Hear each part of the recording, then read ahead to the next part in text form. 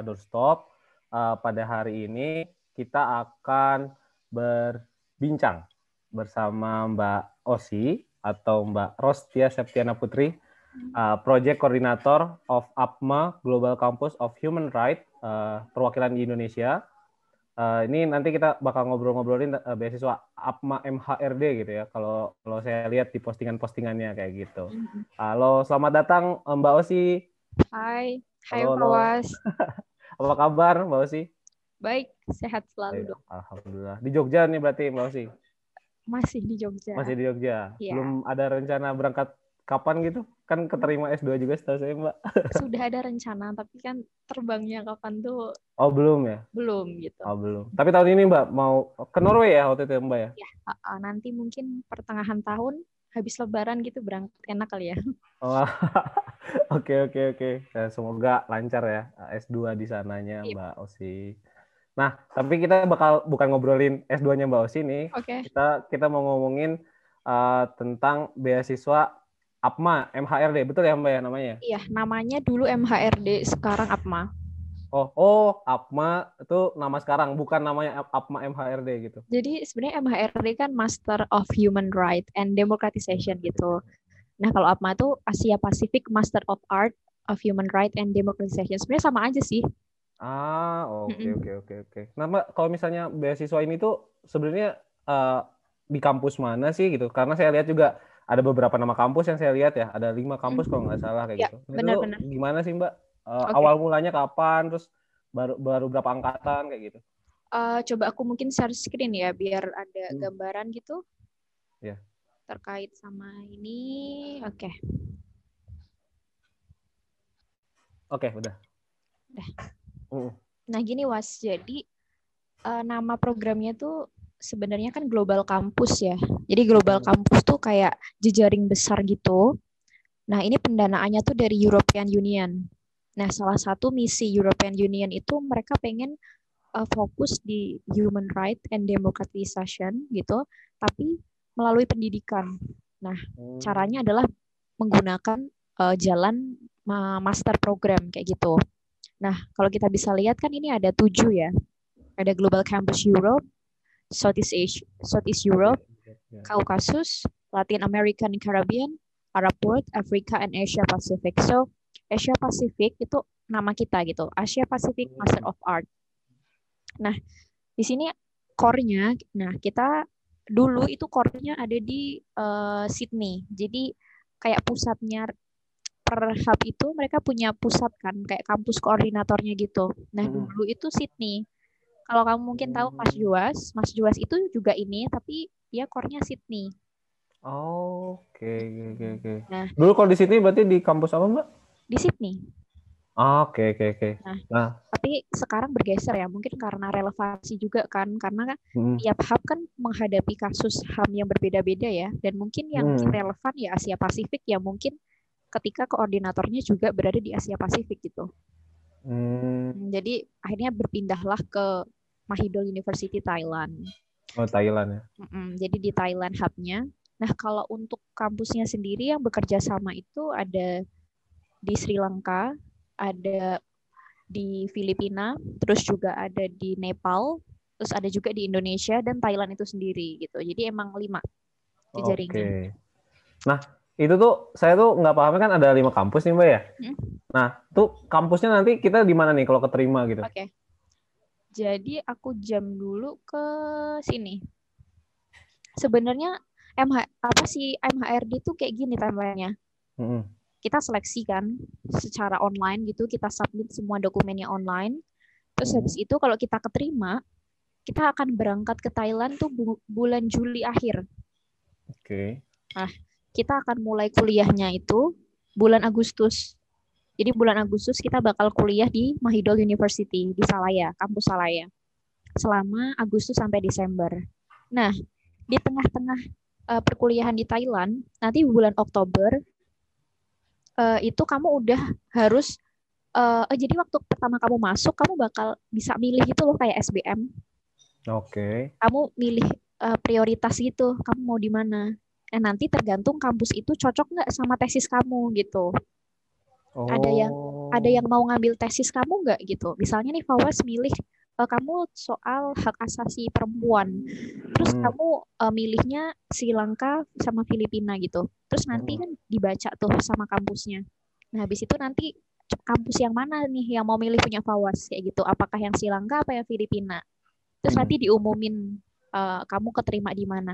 Nanti bulan Oktober kamu ini udah mulai sibuk ngurusin visa tinggal, pesawat dan segala macam kayak gitu. Oke, berarti langsung disiapin buat 2 semester. Berarti cuma 2 semester ya, Mbak ya? Iya, cuma 2 semester aja, itu setahun, Was. Dan nanti kamu berangkat ke kampus kedua ini di bulan Januari biasanya. Oke. Dan nanti berarti Juli tergantung sama tesis ya, berarti ya, Mbak ya? Iya, tergantung Yang mau tesis. diajuin ya. Oke. Biasanya tergantung sama ini sih seleksi dari kampusnya. Oh, ini cocok nih, ada dosen sini nih yang bisa membimbing dia gitu. Oke. Tapi kalau misalnya lanjut di Mahidolnya nggak mungkin ya? Berarti cuma lanjutnya harus ke 4 ini ya? Iya, lanjutnya di keempat ini. Terus nanti mungkin bisa balik lagi ke Mahidol waktu wisuda gitu. Oh, wisudanya di Mahidol? Iya. Oke. Wah, menarik. Ini kalau saya baca Nepal ini adanya di Kathmandu School of Law ya? Iya. Kemudian Sri Lanka University of Colombo, di Indonesianya Universitas Gajah Mada, sama Filipinsnya di Ateneo de Manila University. Iya. Nah, sebenarnya tuh ini agak uniknya itu karena pendekatan yang mereka pakai itu hukum ya. Jadi kenapa ada Kathmandu School of Law? Terus yang Filipina itu Ateneo de Manila University yang bagian Campus of Law gitu loh. Karena memang human rights-nya itu ditekankan kepada aspek ini sih, legalnya gitu loh. Cara mengatasi masalah human right menggunakan jalur-jalur yang base-nya itu undang-undang kayak gitu kan. Gitu. Emang belajarnya lebih approach-nya hukum. Tapi topik secara keseluruhannya apa aja Mbak ya kira-kira yang kan kalau saya lihat ini berbasis course ya, ada beberapa course yang harus diambil yang jadi kewajiban untuk diambil. Nah, itu topik-topik yang bisa diambil itu apa aja sih Mbak di course yang ada itu? Kalau course yang ada, kalau waktu di Thailand tuh kamu nanti bakal diajarinnya tuh lebih ke apa sih human rights kayak gitu. Terus kenapa satu hal ini bisa dikelompokkan jadi kasus HAM atau ada kasus yang ini nggak bisa nih dimasukin ke HAM kayak gitu. Jadi emang benar-benar belajar dari awal human rights itu apa kayak gitu. Dan nanti mulai di beberapa mata kuliah lebih condong ke fokus kamu, mau anak, mau kekerasan perempuan, mau kekerasan terhadap LGBT community atau apapun itu lebih bebas sih. Soalnya kan kalau kamu lihat juga pendaftaran dia itu nggak mengharuskan S1 kamu tuh jurusan tertentu gitu. Jadi bebas kan. Siapapun terbuka berarti ya buat dari jurusan manapun, termasuk Saintek misalnya mau gabung ke ini bisa ya? Soalnya itu kemarin ada yang dari yang sekarang nih, yang batch sekarang itu ada yang jurusannya ini farmasi. Oh, really? Yes, farmasi. Terus dia belajar soal human rights. Terus waktu ditanya kenapa gitu, terus jawaban dia ya karena health itu salah satu rights, basic right gitu loh. Oke. Dan ketika aku mau mengadvokasi health di Nepal, aku juga harus tahu dong apa dasar-dasar cara mengakses kesehatan gimana. Habis itu ada nggak hak-hak atas untuk mengakses kesehatan yang tidak diberikan pemerintah ke warganya. Kalau mungkin anak farmasi aja kan kurang tahu soal itu, tapi ketika farmasi ditambah dengan human rights itu akan lebih kompleks gitu loh. Banyak kok ada anak teknik juga ada. Yang penting tertarik dengan isu human rights gitu. Wah, keren nih. Bisa semua jurusan bisa ngambil ini berarti ya, Mbak ya? Iya, bahkan yang belum lulus kayak belum punya ijazah tuh juga bisa gitu. Jadi yang penting beneran, yang penting udah tahu nih kayak mau sidang kapan kayak gitu, kayak surat keterangan lulus gitulah gitu. Tapi berarti nggak ada istilah matrikulasi ya di sini ya. Misalnya ntar kita udah ngumpul di bulan Juli nanti keberangkatan ke Thailandnya. Terus abis itu nanti nggak ada penyetaraan dulu gitu ya.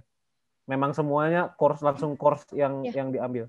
Langsung course, tapi kan course-nya emang bertahap ya. Kalau di semester 1 tuh basic kan kayak human rights-nya gitu. Nah, semester 2 tuh lebih kompleks kayak kamu belajar semua topik human rights kayak gitu. Oke. Nah, Mbak kalau misalnya fasilitas yang dikasih sama beasiswa ini tuh apa aja sih Mbak buat awardee-nya?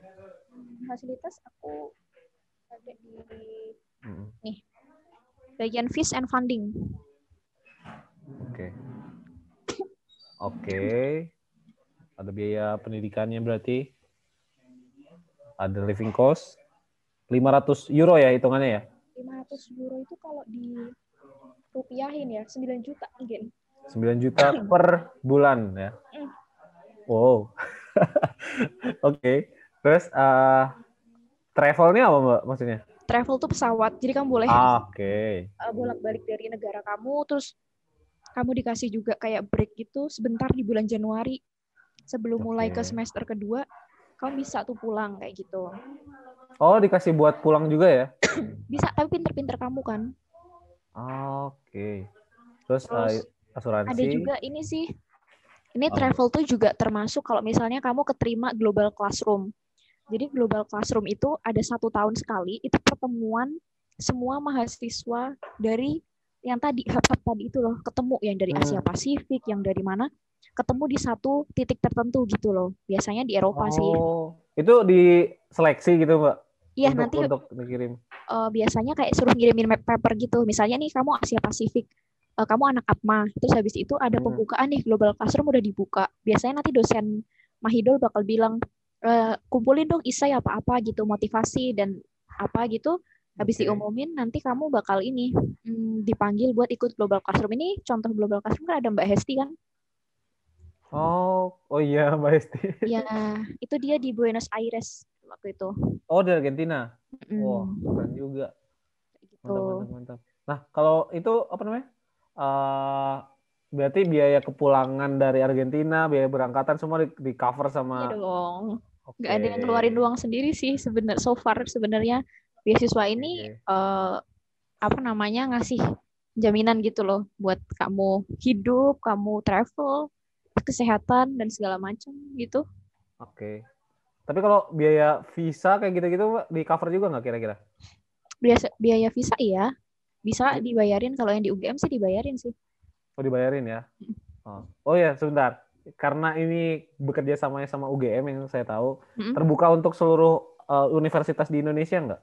Ya terbuka. Atau hanya untuk kan UGM? aku ngurusinya Indonesia ya. Maksudnya aku ngurusinya chapter Indonesian Representative Office gitu loh, university gitu. Jadi bebas siapa aja boleh gitu.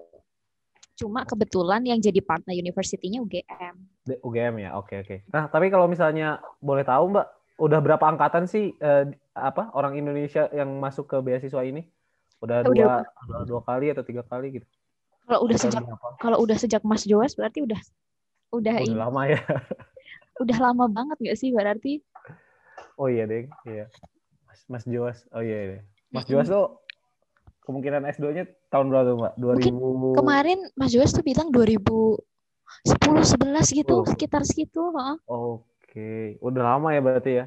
Udah lama. Nah, jejaring alumninya gimana tuh, Mbak? Ada jejaring alumninya nggak? Kan beasiswa lain kayak Chevening misalnya, ketika balik ke Indonesia ada perkumpulannya lagi, terus setiap tahun ada membahas sesuatu kayak gitu. Yang saya tahu kayak gitu. Nah, untuk beasiswa APMA ini jejaring alumninya gimana?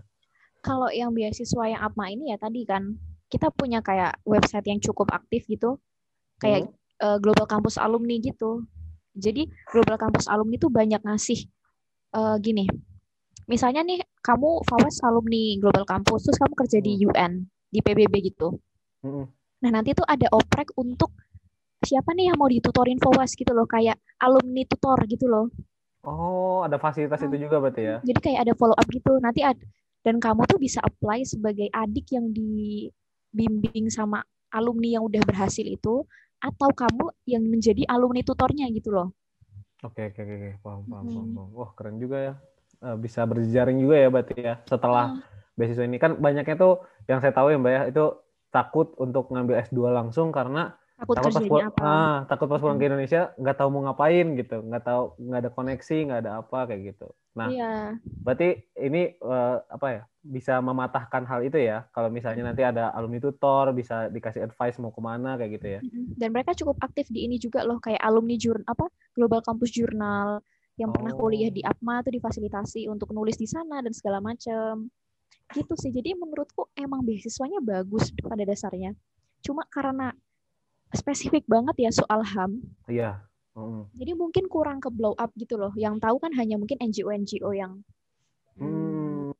biasanya kan aku ngirim email nih. Kalau udah oprek kayak gini, aku kirim ke NGO yang bergerak di bidang HAM. Jadi mungkin kalau yang gede banget gitu, kurang tahu gitu. Karena memang spesifik menyasar orang-orang yang pengen belajar soal hak asasi. Isu HAM ya. Iya. Ya biasanya kalau beasiswa yang spesifik kayak gini memang kurang ke blow up sih Mbak, kayak yang Tapi saya lihat padahal ya. Padahal peluangnya banyak dan benefitnya banyak. Banget, dan benefitnya itu lebih banyak kadang dibanding beasiswa mainstream gitu loh. Iya. Ya ada salah satu beasiswa lah yang sangat mainstream, dia mungkin hanya 5 juta untuk hidup atau 6 juta gitu. Ini tuh a big money gitu loh, dan kadang nggak dipotong apa-apa gitu kan. Dan kamu hidup di Thailand yang mana masih di wilayah Asia gitulah, yang harganya ya, juga terjangkau mirip-mirip lah ya. banget. Iya. Oh ya, Mbak Osi juga dulu pernah exchange di Thailand ya, kalau nggak salah. Iya, makanya aku sebenarnya kan pengen juga nih kayak pengen juga daftar di program ini, tapi kayak sepertinya kok tidak, kurang etis gitu ketika aku orang di dalamnya terus aku apply sendiri gitu Oh loh. iya, Ya, karena pengurus juga ya. mungkin kalaupun aku mau daftar tuh dulu aku mikirnya aku udah selesai dulu kontrak kerjanya baru aku daftar gitu. Makanya yang daftar kan cuma Aliyah kan kemarin, yang dari DPP itu ada. Iya. Jadi Oke. Tahun kemarin itu berarti ada berapa orang dari Indonesia, Mbak? Kalau misalnya yang sekarang aktif berarti ya, belum selesai. oh, yang tahun kemarin ada 2, Aliyah Almas dari DPP, yang satu ada Mbak Yogi dari PSSHT. Oh, masih UGM berarti ya dua-duanya ya. Masih UGM, ada juga sih yang daftar waktu itu anak UII, UMY atau UII gitu. Tapi gagal di bagian beasiswanya. Jadi dia berhasil tapi self funded gitu loh. Oke. Oh, jadi tetap bisa diterima program tanpa beasiswa ya? Oh bisa. Jadi kalau yang aku share nih, aku bakal share screen nih. Jadi nanti 31 Maret itu deadline buat beasiswa. 30 April itu deadline buat yang self funding. Oke. Ada kuota nggak sih, Mbak? Maksudnya dipatok kuota nggak? Misalnya Indonesia ini punya jatah 6 kayak gitu, atau punya jatah berapa? Atau emang kualitas berarti? Kualitas aja. Oh iya, kalau boleh tahu syarat-syaratnya berarti apa aja, Mbak? Ini sebenarnya syaratnya tuh ini tuh apa ya? Simple gitu, cuma 8. Ada formnya, standar lah ya, bisa di-download kayak gitu. Kedua, personal statement. Gimana kayak tuh, Mbak, motivation personal letter, kenapa gitu. Terus ini ijazah sama yang transkrip. sudah di bahasa Inggris kan ya? Sudah kan dapat kan, tapi kalau biasanya dari kampus ya. Terus research concept note itu kayak proposal tesis kamu, gambarannya aja. Oke. Biasanya sih cuma 2-3 lembar aja sih, kayak latar belakang, terus rumusan masalah sama lokasinya mau di mana, tapi bayangan aja, dan itu sangat fleksibel, bisa berubah kapan aja gitu, Was. Oke. Tapi buat gambaran gitu. Terus ini IELTS atau TOEFL ya. Kalau IELTS ada minimal skor? IELTS 5. 5. IELTS 5, TOEFL-nya harus yang IBT, itu 60. Itu setara kalau mungkin PBT itu sekitar 500 atau 525 gitu. 525. Nggak terlalu tinggi ya, Pak ya? Enggak, dibanding beasiswa lain yang minta 6 atau 7 untuk IELTS misalnya kayak gitu ya. Banget. Jadi sebenarnya standar aja, cuma ya masalahnya kan dulu boleh PBT, tahun kemarin tuh masih boleh paper base. Cuma tahun sekarang harus IBT. Harganya sama, itu 3 juta. Nah, iya. Iya, berarti kendala teman-teman ntar mungkin dites, tapi semoga terbayar ya kalau udah ketemu. Terbayar sih. Terus CV seperti biasa. Oke. Sebenarnya kalau aku punya tips, CV itu pakai format yang apa? Ada Europass gitu, format dari biasanya orang-orang Europe tuh menggunakan CV itu, udah ada webnya gitu, Europass. Itu lebih. Oke. Nanti coba editor nanti tampilin ya. Terus Oke. nanti ini ada pasport, udah pastilah. Dan yang Ah. ke-8 ada apa namanya? Recommendation letter dari dosen ataupun dari tempat kerja gitu. Oke. Wah, berarti Simple syaratnya kan? hanya 8 ya. Iya, Alhamdulillah simple lah. sih sebenarnya. Oke. Nah, sekarang aku mau tanya ini, Mbak, apa outcome yang diharapkan sama beasiswa ini tuh apa sih, Mbak gitu? Kalau outcome yang diharapkan dari Hmm. beasiswa ini ya pastinya lulusan dari Master of Human Rights ini bisa masuk ke sektor-sektor yang merata gitu ya. Maksudnya ada government, terus ada dari NGO ataupun ke akademisi gitu loh. Jadi harapannya sebenarnya goalnya adalah uh, yaitu mewujudkan misi apa namanya pengetahuan soal human rights dan dimasukkan ke mahasiswa ini. Tapi nanti setelah lulus mahasiswa ini mau menerapkannya kemana, itu terserah mereka mau melanjutkan karir. Kan mungkin ada yang udah kerja juga berapa tahun di NGO, ada udah kerja 5 tahun gitu. Akhirnya mereka balik lagi ke NGO-nya. Ada yang jadi kerja di UN, ada kerja di Oh. UNICEF gitu misalnya. Oke, Oh iya, oke. Was, aku tadi lupa ngasih tahu yang awal itu orang yang bisa daftar scholarship Asia Pasifik itu adalah orang-orang Asia Pasifik. Tapi kalau misalnya Fawas nih pengen ke Global Campus Europe bisa, tapi self funded gitu. Oke, tapi yang Jadi untuk beasiswanya harus di Asia Pasifik juga ya. sesuai hubnya masing-masing. Tapi tidak menutup kemungkinan aku pengen ke Eropa nih ya bisa aja gitu. Mungkin teman-teman kan ada yang aku pengen Eropa nggak apa-apa self funded gitu ya nggak apa-apa. Oke. Ini kalau mau lihat ini bisa diakses di mana sih, Mbak? Buat Ada teman-teman. websitenya Global Campus Gizi Global Campus of Human Rights or something gitu. Ya, Oke. Ntar kita nanti bisa bantu di ditambahin itu. ya Ya. additional info. Oke. Nah, ini sih, Mbak, pertanyaan lagi balik kayak ke fasilitas sih tadi. Aku lupa tanya juga. Tadi ada biaya yang sebenarnya dibebankan nggak sih, Mbak, untuk awardee misalnya di tempat tinggal kayak gitu, atau dikasih tempat tinggal juga? Karena di sini belum ada tempat tinggal ya. Oh ya, Tidak ya masuk ini tempat tempat tinggal. tinggal itu termasuk yang di monthly stipend Oh, di ini. Jadi Manli ya. Oh, pinter-pinternya teman-teman aja mau cari kos yang harga berapa atau mau cari apartemen yang harga berapa kayak gitu. oke. Berarti emang nggak ada disediain wisma atau apa untuk beasiswa ini ya? Jadi kita cari sendiri berdasarkan uang bulanan yang udah dikasih gitu.